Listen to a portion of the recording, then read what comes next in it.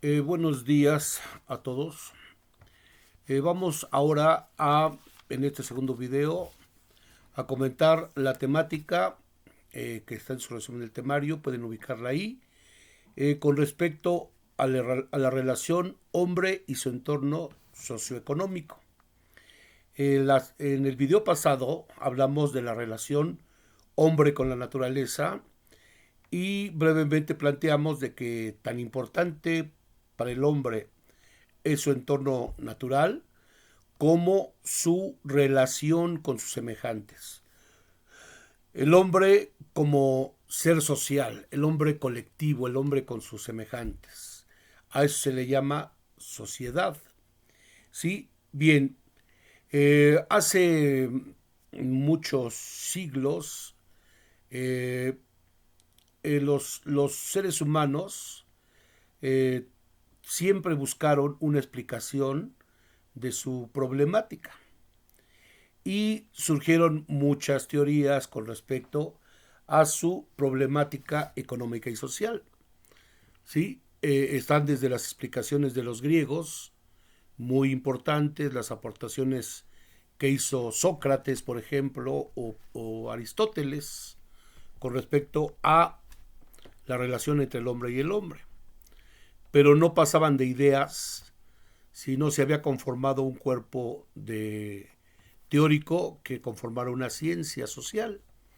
Pero fue hasta las ideas del Renacimiento, que se dio en 1500, finales de los 1400, siglo XV, siglo XVI, donde comenzaron a surgir algunas teorías sobre el comportamiento humano, ya desde una perspectiva no religiosa, sino una perspectiva humana, humanista, ¿sí? Porque durante mucho tiempo la explicación más racional que se daba era la explicación religiosa, ¿sí? Era una explicación teológica. Las universidades que ya existían y eran muy importantes desde la Edad Media estaban conformadas por frailes, monjes, que se encerraban en monasterios y escribían libros muy importantes de astronomía, etcétera. ¿Sí? Bueno, dejé una tarea sobre Augusto Comte, que también vamos a comentar en la sesión presencial, pero ahí Augusto Comte es el primer individuo, primer pensador que habla de la necesidad de una ciencia del hombre, de la sociología, ¿sí? Pero todavía Comte estaba fuertemente influido por las teorías de las ciencias naturales, ¿sí? Se le llamó positivismo, ¿sí? A su teoría. Es un avance. Sin embargo, empezaron a surgir algunas personas que empezaron a analizar la problemática humana. Y Darwin también influyó mucho en las teorías acerca del desarrollo de la sociedad de los seres humanos, ¿sí? Y hubo un libro que muy influenciado por Darwin, escrito por eh, un antropólogo norteamericano llamado Lewis Morgan. Él escribió un libro que tituló La Sociedad Antigua. Y entonces él, esta persona, se fue a vivir en 1800, a mediados del siglo XIX, 1850 más o menos, se fue a vivir con una tribu de los indios, de los apaches, ¿no? De los norteamericanos, que todavía conservaban sus características, digamos, de cierto salvajismo, de no integrados a la sociedad moderna. Eran sociedades que todavía conservaban su estructura y su forma desde muchos siglos atrás. No habían estado influidos por la sociedad moderna. europea. Y vivían en una etapa vivían en una, todavía en una etapa de primitivismo, ¿sí? De salvajismo, así se le llama, ¿no? No tiene ninguna connotación peyorativa. Bueno, de este libro, Morgan llegó a la conclusión de que al ver esa familia primitiva de esas tribus, llegó a la conclusión que la familia, la organización humana más elemental, que es la familia, a lo largo de todo el desarrollo humano, había tenido también una evolución, ¿sí? Y entonces estas tribus que vivió este señor Morgan, todavía las familias eran muy grandes, numerosas, ¿sí? Y no existía una familia como la conocemos actualmente, de padre, madre e hijos, sino la familia de esas tribus eran colectivas, ¿sí? No había una familia de padre-madre, sino que había una promiscuidad en el cual había intercambio de las personas, podían tener hijos con cualquier persona. No existía eso, no estaba condenado ni estaba penalizado como en la sociedad moderna. Y entonces, a partir de esto, llegó a la conclusión que así ha sido desde mucho tiempo atrás, ¿sí? Y que a lo largo del tiempo habían ido avanzando. Todavía en las tribus que analizó Morgan, que todavía vivían en su comunidad, en su tierra, en su espacio geográfico, existía una fuerte presencia del matriarcado, porque se podía saber quién era la mamá de los hijos, pero no se sabía quién era el papá, ¿sí? Y era el matriarcado, y había un gran respeto por la madre, ¿sí?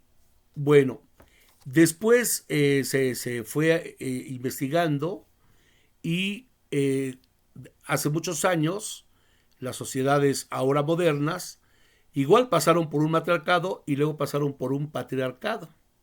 ¿Por qué? Por la siguiente razón.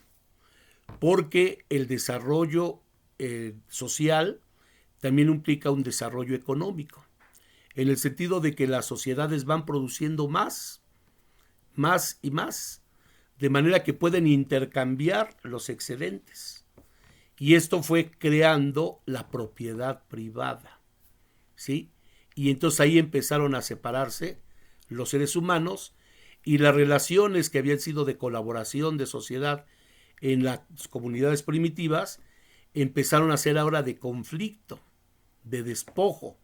Unos pueblos despojaban a otros y se declaraba la guerra a los pueblos más débiles, desde luego. Y entonces surgió la propiedad privada porque la gente empezó a decir, bueno, esto es mío, no me lo vas a robar. Y algunos empezaron a acumular más y más riquezas y empezaron a defender cada vez su mayor riqueza por la fuerza. Empezaron a defenderse con espadas, con las armas de esa época y a imponerse.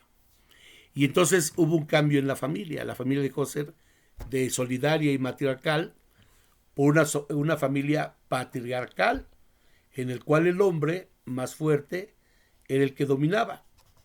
Y surgió también la herencia. Al morir el padre, podía heredar a sus hijos. Y antes, ¿qué pasaba? Se morían y todo seguía siendo comunal, social. Estas ideas las retomó Carlos Marx, que fue también, y ahorita vamos a hablar de él, fue un pensador europeo, alemán, que escribió una serie de obras que iban a transformar las ideas que se tenían en ese momento, ¿sí? Y por las ideas de Marx son una profunda crítica al sistema capitalista que imperaba y sigue imperando en el mundo. Un compañero de él, un colega y camarada de Marx, se llamó Federico Engels. Y él, retomando las notas de Marx y leyendo la obra de Morgan y también de sus propias ideas, escribió un libro muy importante que les sugiero que algún día en la vida lo lean y van a aprender muchas cosas. Se llama El origen de la familia, la propiedad privada y el Estado, y fue publicado en 1884 en Europa. ¿Sí? Vamos a dejar una tarea ya en la sesión presencial sobre precisamente estas ideas que se derivaron de Carlos Marx y Federico Engels. Bueno, previamente a esta situación, Marx y Engels habían desarrollado lo que se llama materialismo histórico. Escribieron algunas obras criticando a los filósofos alemanes materialistas, ¿sí? Que planteaban una sociedad mejor, diferente a la capitalista, pero no lo planteaban desde una perspectiva, digamos, con fundamentos objetivos, sino eran muy subjetivos todavía, muy utópicos, era una utopía irrealizable. Y entonces Marx y Engels escribieron varios libros, y Marx escribió un libro que se llama Introducción a la crítica de la economía política, donde desarrolla sus principales conceptos de lo que le van a llamar materialismo histórico. Y entonces en esas ideas de Carlos Marx y Federico Engels dicen que finalmente, y llegan a una misma conclusión de Morgan, nada más que Morgan analizó la familia y ellos analizaron las relaciones económicas entre los hombres, ¿sí? Y también llegaron a la misma conclusión de que en la antigüedad remota esas relaciones económicas habían sido relaciones de colaboración y se habían transformado al paso del tiempo en relaciones de explotación, de injusticia. Y entonces en su obra, El materialismo histórico, Marx plantea una idea que es fundamental. Dice, el hombre cotidianamente tiene que producir sus condiciones de vida, tiene que trabajar, buscar sus alimentos, elaborarlos, modificarlos, comer, ¿sí? Y sobrevivir. Pero también dice, además de que crea su producción de vida, también reproduce sus condiciones de vida. ¿Y qué se entiende por la reproducción de sus condiciones de vida? Reproduce el modo establecido de sociedad, ¿sí? Por ejemplo, tiene una familia, cría a sus hijos, los cuida, los sostiene, y sus hijos van a continuar su trayectoria, están reproduciendo la vida, ¿sí? Y no solamente reproducen a la especie humana, a su descendencia, sino también reproducen las condiciones materiales de vida. Y muchas de esas condiciones son ideológicas. Es muy importante la ideología. ¿Por qué? Porque cuando los seres humanos vivieron en comunidad y se llevaban todos muy bien, no había que obligarlos a trabajar, no había que darles azotes a los esclavos o despojar a los pueblos, masacrarlos, ¿sí? Pero con la explotación que se da cuando surge el primer modo de producción ya basado en la injusticia, que se fue el esclavismo, entonces ahí sí había que crear una ideología, un sustento ideológico para que los seres humanos aceptaran esta situación, ¿sí? Bueno, entonces Marx y Engels desarrollaron el materialismo histórico, ¿sí? Y llegaron a algunas categorías, las desarrollaron, como la categoría objeto de trabajo, la categoría medio de trabajo, la categoría fuerza de trabajo, la categoría trabajo, la categoría medio de producción, modo de producción, etcétera. ¿Sí?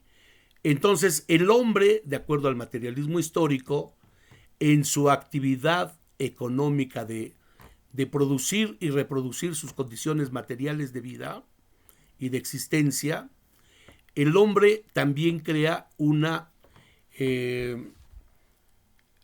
algo que está por encima de esto, y por eso se llama superestructura, porque está por encima de sus condiciones materiales, está arriba, como flotando, y solamente está en los símbolos y en las ideas que van inculcando, ¿sí?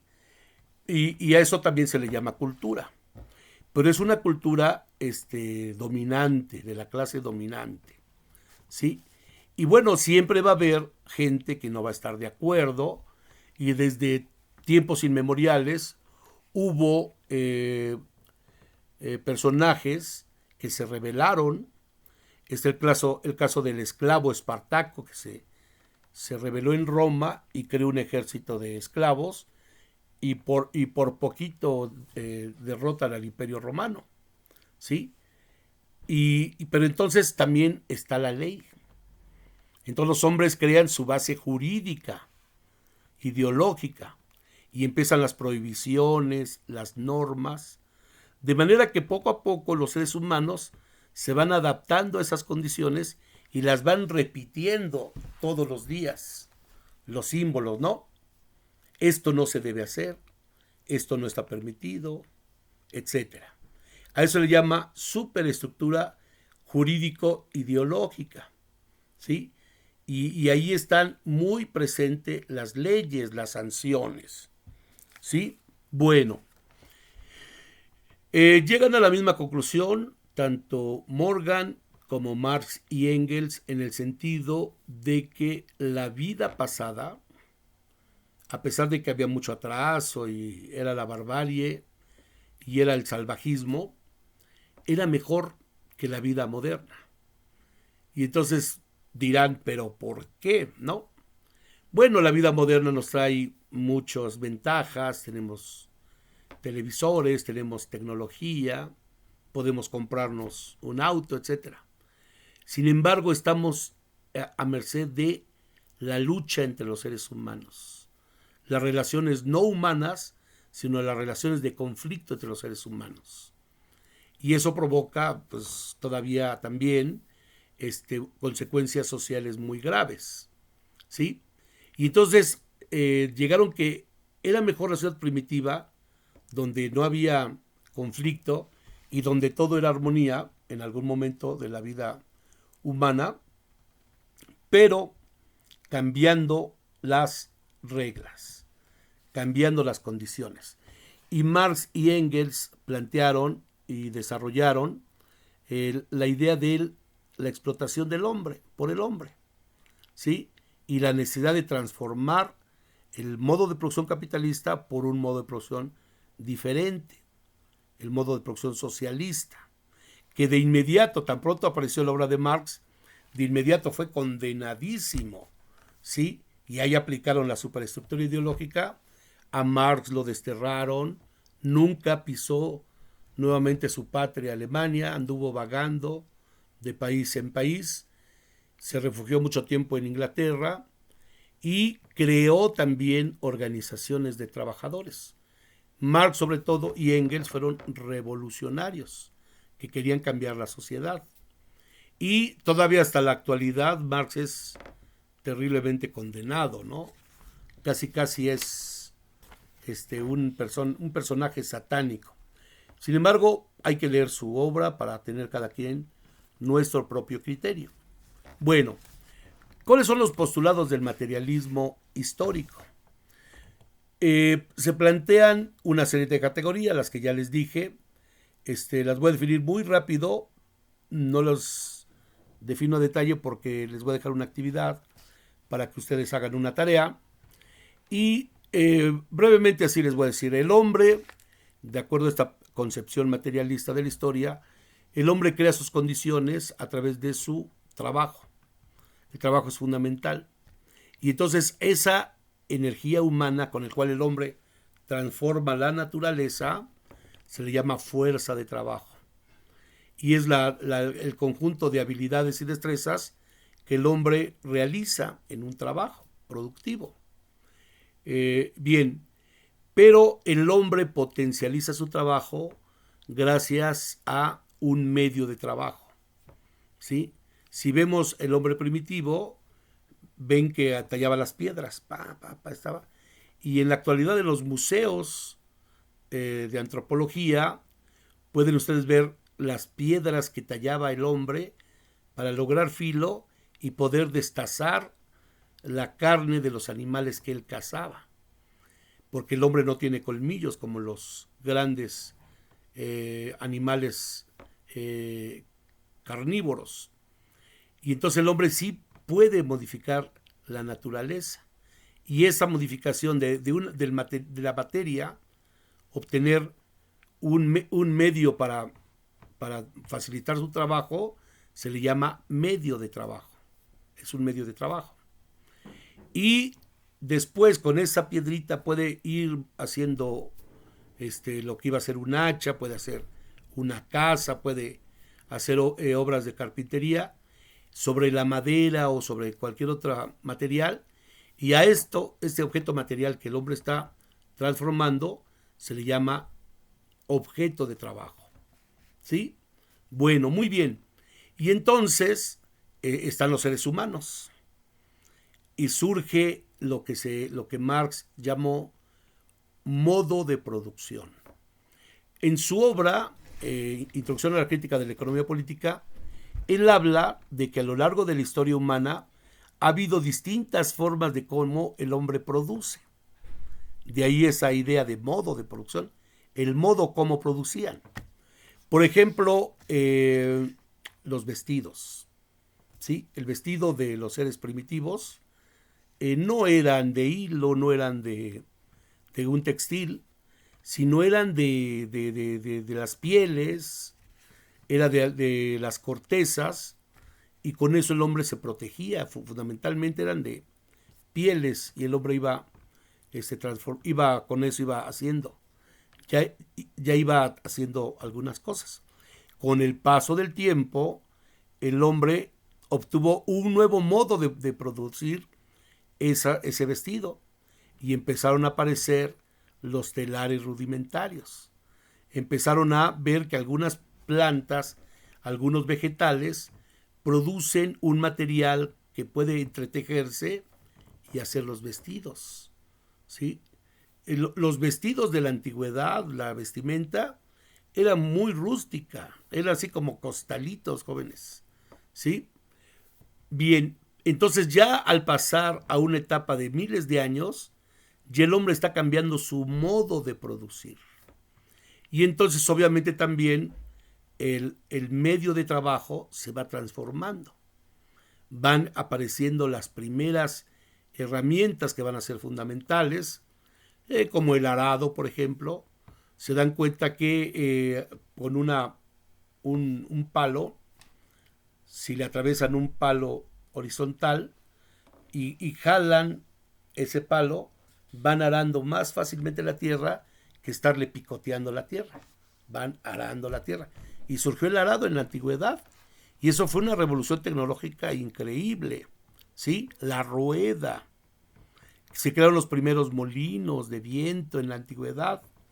O sea, el esclavismo, como lo conocemos ahora de los grandes imperios como el imperio romano, el imperio griego, el imperio egipcio de la antigüedad muy remota, eran verdaderas maravillas modernas en esa época. Simplemente vean las construcciones, el nivel de perfección que llegaron los griegos en sus esculturas, todo eso, en sus edificios. Eso es gracias a que ya había herramientas, medios de trabajo, y ya había también una destreza humana en la fuerza de trabajo. ¿Sí? Y entonces, eso es lo que se llama modo de producción. Y va cambiando a lo largo de la historia. ¿Sí? Después, en la actualidad, el arado ya es rústico, y eso es muy para los campesinos, muy, muy, que no han incorporado la tecnología. Ahora está el arado, perdón, el tractor, ¿sí? Y ya hay maquinaria muy moderna, se ha mecanizado el campo, ya se meten máquinas a la tierra y produce increíblemente. Bueno, ese es el modo de producir. Pero aquí hay que agregarle un elemento importante. Y Marx le llamó el tipo de relaciones sociales de producción que se dan en cada etapa. En la comunidad primitiva eran relaciones de colaboración, de fraternidad, pero las fuerzas productivas estaban escasamente desarrolladas, ¿sí? Eran hombres rústicos que trabajaban la piedra, era la edad de la piedra, ¿sí? En el esclavismo ya se da la edad de los metales. Pero ¿qué pasa con las relaciones de producción? Ya hay un sector social que ha sojuzgado y esclavizado a sus seres semejantes, a otros seres humanos. Ya hay una relación de gran injusticia entre la gente. Al principio eran entre los pueblos, ¿no?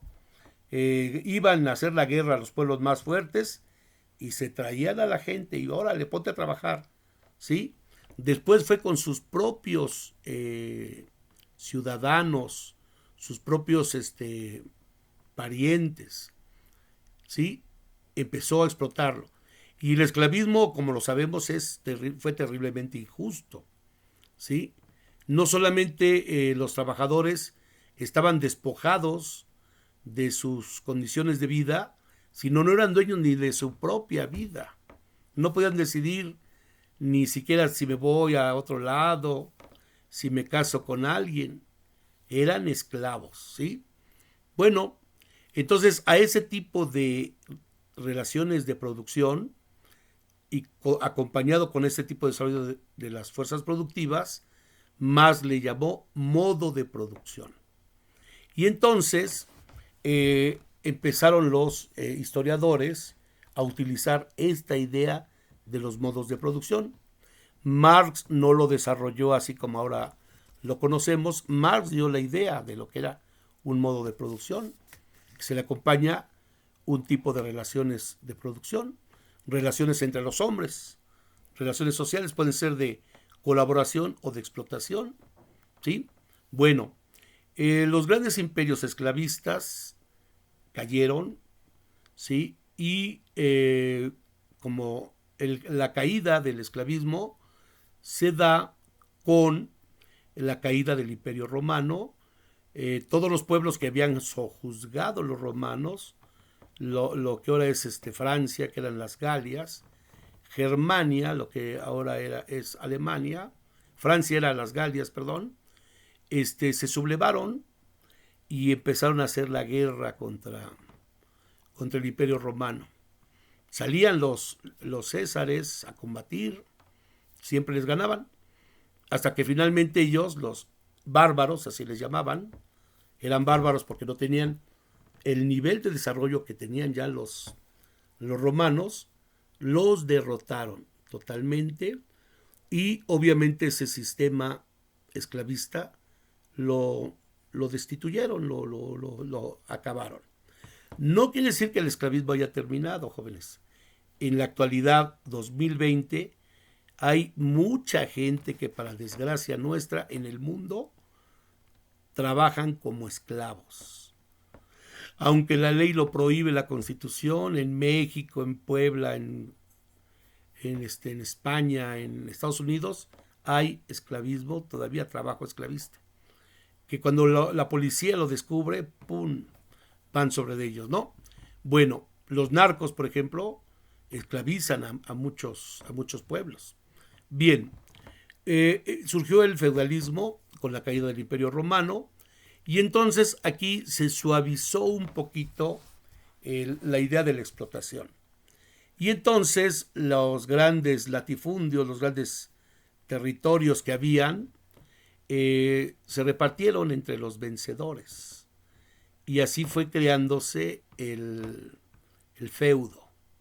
Entonces a cada uno de los señores vencedores les correspondió un determinado territorio muy extenso. Y los siervos, que antes eran esclavos, ahora ya eran relativamente libres, les daban los señores feudales una tierras para que ellos produjeran, ¿sí? Pero tenían que pagar un tributo. Y ese tributo era que destinaran una parte de su tiempo a trabajar las tierras del Señor. Y ya, todo eso era para él. Seguía haciendo la explotación del hombre por el hombre, pero la explotación ya estaba más encubierta, ¿sí? Y luego el tributo se cambió ya el tributo en especie.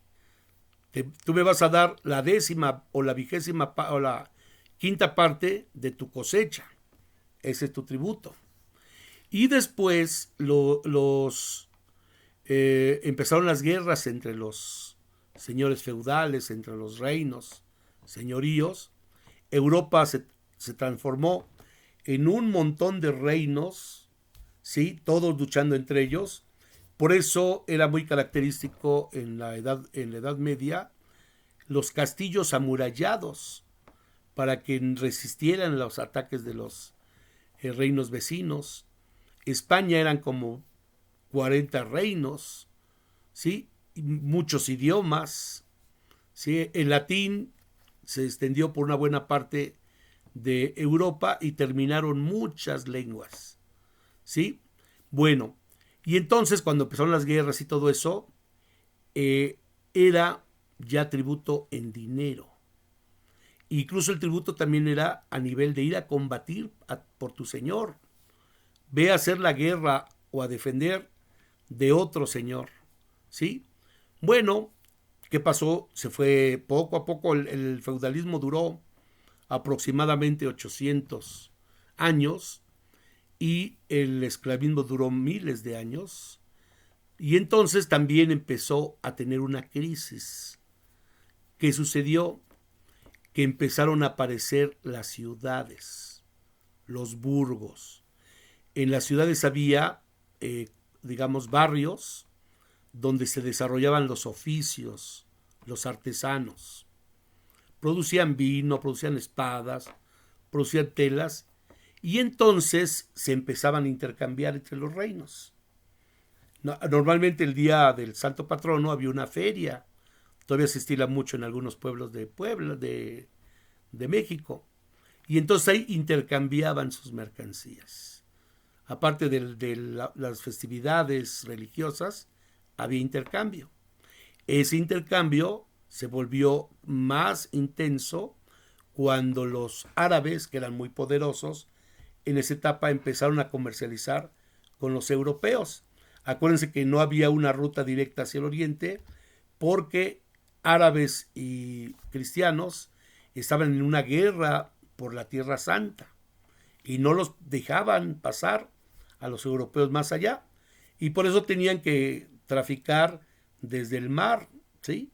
Y Italia se volvió una ciudad, las ciudades europeas se volvieron muy poderosas, con mucho esplendor, con mucho dinero. Ahí se desarrollaron los primeros más ricos comerciantes. Y ellos financiaron las grandes obras de arte porque había mucho dinero. Surgió el Renacimiento y entonces las ciudades empezaron a desarrollar, los burgos cada vez fueron más y más y más poderosos, hasta empezar a competir políticamente contra los señores feudales.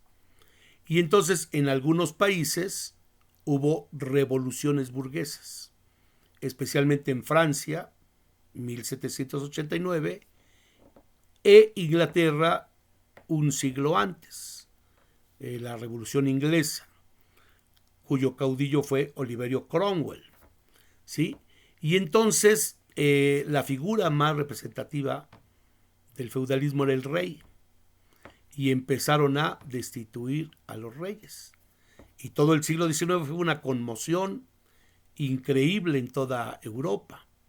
Y empezaron a surgir las ideas liberales de la Ilustración francesa. Y Marx es uno de esos herederos de esas ideas liberales de la Revolución Francesa. Y la consecuencia de la lucha por la libertad, la igualdad que planteó Francia, eran libertad también para que no me exploten. Y entonces surgieron las ideas del socialismo.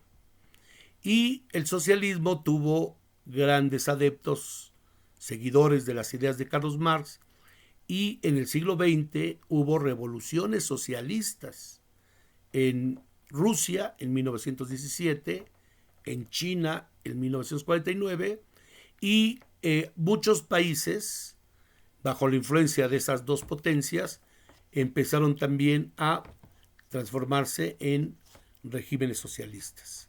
O sea que también hay un régimen diferente y un experimento muy importante de regresar a esa idea que tuvo Carlos Marx y Federico Engels. Bueno, entonces el capitalismo se consolida cuando triunfa económicamente la burguesía. Empezaron a producir en los burgos, empezaron a comercializar y se volvieron muy poderosos económica y políticamente. Y tomaron el poder y transformaron las relaciones sociales de producción y desarrollaron impresionantemente las fuerzas productivas. Y se dieron las revoluciones industriales que han conmocionado al mundo, especialmente la primera revolución industrial que se dio en Inglaterra en 1780 en adelante, ¿sí? Con la incorporación de las máquinas a la producción. Antes de eso, todo eran talleres artesanos, ¿sí? Se tejía a mano en telares manuales, todavía hay algunos artesanos que lo hacen, ¿sí? Y entonces ellos empezaron a desarrollar máquinas para tejer tela, pero increíblemente, ¿sí? Porque incorporaron la tecnología y la ciencia al proceso productivo. Descubrieron nuevos materiales que iban a incorporarse. Por ejemplo, el hierro se incorporó masivamente y lograron hacer el ferrocarril. Y el ferrocarril era un enorme, lo conocemos, ¿no? Pero imagínense, para mover una máquina que pesa toneladas, era necesario un combustible muy poderoso, porque habían descubierto el carbón mineral. Se surtía en las calderas y gracias al invento de John Watt, me parece que se llama, no estoy muy seguro, pero su apellido es Watt, él descubrió o inventó, como ustedes quieran llamarle, la máquina de vapor. Y el vapor desarrolla una enorme presión y puede impulsar una locomotora. Y entonces era increíble ver cómo la locomotora se movía. Pero no solamente eso, transportaba mercancías y transportaba gente. Y entonces las mercancías con el ferrocarril, las mercancías de la burguesía europea empezaron a circular y se consolidó el sistema capitalista, ¿sí? Que es el sistema dominante. ¿Cuáles son las características del sistema capitalista? Fuerzas productivas, un impresionante desarrollo de estas. Relaciones sociales de producción basadas en la explotación del hombre por el hombre. Existen dos clases fundamentales en el capitalismo. Una es la burguesía, que son los propietarios de los medios de producción. Son los dueños de las fábricas, los dueños de los talleres, los dueños de la tecnología, etcétera, y pueden contratar obreros. ¿Y cuál es la diferencia entre el siervo, que pagaba un tributo en la Edad Media, el feudalismo, al obrero moderno? Antes el siervo estaba sujeto al señor feudal, como aquí en México en las haciendas. Acuérdense que los peones de sus clases del profesor Caballero, los peones estaban acasillados. Aunque quisieran salir no podían porque estaban endeudados, hasta sus nietos estaban endeudados por las casas de raya y no podían salir. Se morían en la tierra del Señor, y obviamente el hacendado les había robado, despojado las tierras a sus padres y abuelos, ¿sí? Ahora, ¿qué sucede en el capitalismo? En el capitalismo, el trabajador, el obrero, es libre, todo es libre, y puede contratarse con quien quiera. No tienes que estar sujetos, pero no tienes tus medios de producción, porque los medios de producción ya los monopolizó o los acaparó el capitalista. ¿Qué tienes tú como obrero para sobrevivir? Tu fuerza de trabajo. Tienes que contratarte para sobrevivir. Y entonces, en el capitalismo todo se compra y todo se vende, incluyendo la fuerza de trabajo que se compra y se vende a cambio de un salario. Y esas son las características del modo de producción capitalista. ¿Sí? Bueno, el capitalismo también ha tenido varias fases. Cuando surgió el capitalismo, imaginémonos antes de la revolución industrial, el capitalismo eran muchos talleres y competían entre ellos. Esos talleres después se convirtieron en manufacturas, en pequeñas fábricas, y empezaron a competir entre ellos. ¿Sí? Pero con el paso del tiempo, en el siglo XIX, al finalizar ya muchas compañías, gracias a la incorporación de la ciencia y la tecnología, habían ganado el mercado, le habían ganado la competencia, y entonces vendían más que sus competidores. Y entonces empezaron a concentrar capital, ¿sí? Concentraron capital, cada vez ganaban más, y ese capital lo invertían. Ese dinero que ganaban lo iban invirtiendo. Y entonces empezaron a formarse empresas muy grandes, cada vez más grandes, y las otras empresas quedaron siendo empresas pequeñas. Y las más grandes empezaron a dominar el mercado, hasta llegar a controlar una o pocas empresas, una gran parte del mercado. Y a este hecho se le llama monopolio, cuando una empresa o pocas empresas dominan el mercado. Mono significa uno en griego, y polio significa poder, poder de una empresa, monopolio, ¿sí? Y entonces el capitalismo dejó de ser de libre competencia y se transformó en un capitalismo monopolista. Eso fue todo un proceso histórico, y también lo analizó Carlos Marx. Marx ya no vivió el surgimiento de los grandes monopolios como la Ford, la Volkswagen, que ahora conocemos, las grandes empresas transnacionales, pero sí estaba viviendo ese proceso de acumulación de capital. Una empresa acumulaba capital y se volvía muy fuerte y muy grande. Y otra tendencia es la centralización del capital. Aparte de que se acumulan grandes empresas, lo centralizan en una o pocas empresas. Y eso es la tendencia que Marx denominó la teoría de la concentración y la centralización del capital. Eso lo desarrolla en algunos capítulos de su gran obra que se llamó El Capital, ¿sí? Si alguno de ustedes va a estudiar economía, van a tener que leerse todo El Capital, que es una lectura muy, muy, muy, muy importante, ¿sí? Bueno, y después empezó ya una fase nueva del capitalismo al finalizar el siglo XIX.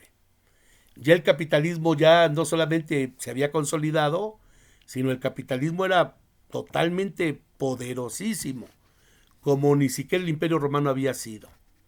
Y empezó a invadir todo el mundo. Y a esa fase del surgimiento de los monopolios se le llama la fase imperialista del capitalismo, o la fase monopólica del capitalismo. Y eso se da a finalizar el siglo XIX y principios del siglo XX. Lenin, Vladimir Ilich Lenin, que iba a ser el dirigente del Estado ruso, él fue el dirigente que hizo la Revolución Rusa y transformó Rusia en un país socialista, escribió un libro muy, muy importante en su época que se llamó El imperialismo, fase superior del capitalismo, donde ya hablaba de que el capitalismo en 1914, me parece que escribió el libro, ya tenía otros rasgos muy diferentes al capitalismo que había analizado algunas décadas antes Carlos Marx. Ya era un capitalismo muy agresivo. Y ya las grandes potencias imperialistas empezaron a pelear por los mercados. La Primera Guerra Mundial fue una guerra imperialista por buscar nuevos mercados y por sacar de la jugada a algunas empresas y algunos países. Sí, y fue una guerra terriblemente desastrosa. No sé, en sus clases de historia universal, seguramente vieron que fue una matazón terrible la Primera Guerra Mundial. Las armas biológicas se usaron en la Primera Guerra Mundial. No sé si vean o tengan idea de los soldados que usaban máscaras con gases en las trincheras, porque les echaban gases tóxicos, venenosos, les echaban virus. O sea, una guerra increíblemente sangrienta, donde murieron millones de individuos. ¿Para qué? Para luchar por los mercados de las grandes empresas. Lenin lanzó una gran idea y le dijo al ejército ruso, le dijo, ¿por qué luchas por el zar y por las empresas que nos explotan? Voltea, tráete tus armas y lucha contra el opresor. Y logró convencerlos.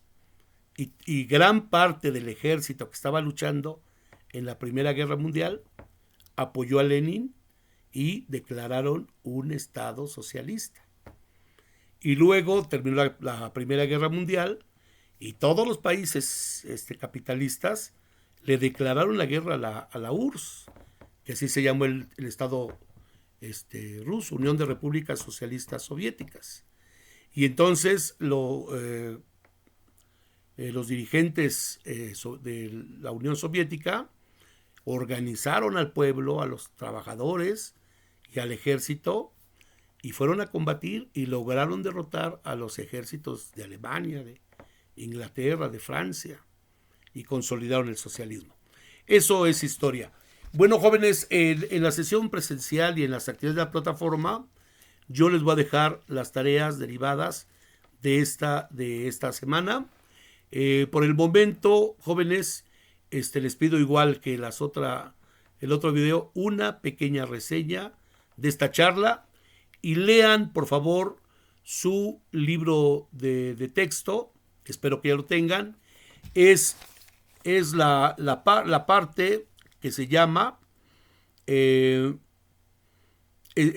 modo de producción, estructura y superestructura.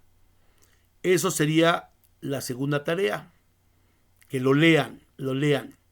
No van a hacer un resumen, les voy a dejar una actividad muy divertida. Les voy a explicar, van a hacer por equipos un crucigrama. A partir de los conceptos que se trabajan ahí, ustedes van a hacer un crucigrama. No hay crucigramas idénticos. Y entonces con eso vamos a evaluar. Y es una tarea muy divertida, jugando, se puede llegar al conocimiento. Me despido, jóvenes, les agradezco su atención. Aunque estamos en emergencia sanitaria, la vida sigue y la vida va a seguir. Y entonces tenemos que adaptarnos. La gran capacidad de los seres humanos es esa gran capacidad de adaptación. Y eso es lo que estamos también ahorita haciendo, resistiendo y adaptándonos y avanzando. Sigamos, la vida sigue.